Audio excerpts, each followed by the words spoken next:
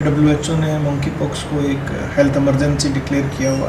फफोले बन जाते हैं और वो बाद में इन्फेक्ट हो सकते हैं या स्कैब बन जाते हैं। क्योंकि विदेशों में अब मामले बढ़ने लगे हैं, पाकिस्तान में भी मामला सामने आया है मंकी पॉक्स का। बड़े जो हॉस्पिटल्स हैं उन सभी को एक दिशा निर्देश दिए गए हैं। मैं गुरुग्राम की बात करूं, एयरपोर्ट के बिल्कुल नज़दीक है और MNC भी बहुत है, तो हमें सभी को सावधानी बरतने की ज़रूरत है।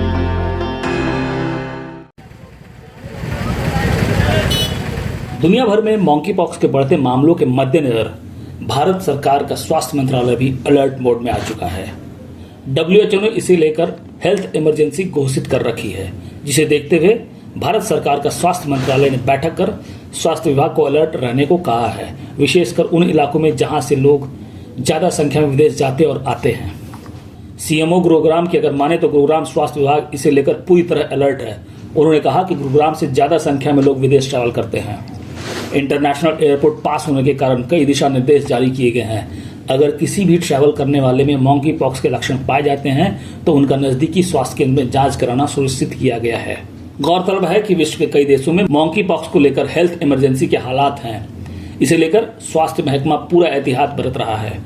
मंकी पॉक्स के लक्षण में शरीर पर दाने, फुंसी, रेसेस का पकना और उसमें मवाद भर जाना, ठंड के साथ बुखार आना प्रमुख है।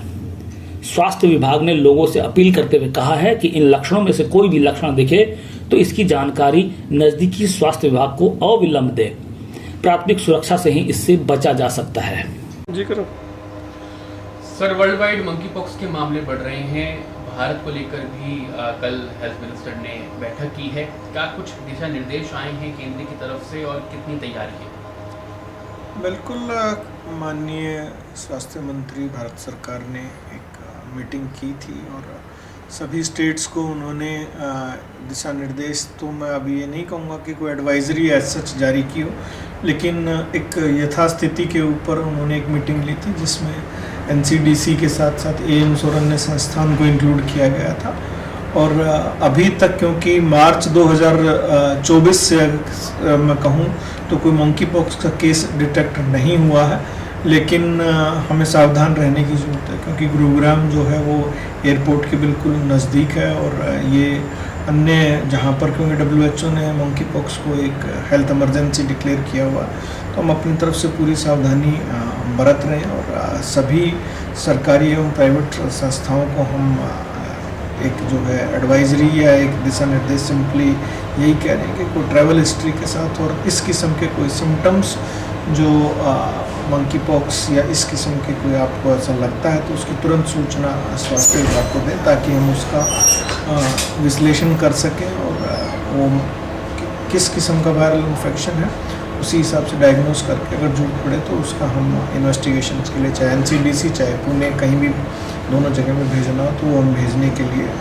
तैयार। सिम्टम्स क्या है सर मंकी पॉक्स? बेसिकली किसी भी वायरल फीवर की तरह होता है इनिशियली, तो वही headache, sore throat, muscle pain, लेकिन बाद में जब रेसिस डेवलप होते हैं और रेसिस की एक स्टेज होती है, अगर मैं उसको बात करूं तो मैक्यूल, पैप्यूल और वेसिकुल और पस्ट्यूल्स बोलते हैं, यानी आम भाषा में कहें तो फफोले बन जाते हैं और वो बाद में इन्फेक्ट हो सकते हैं या स्कैब बन जाते हैं।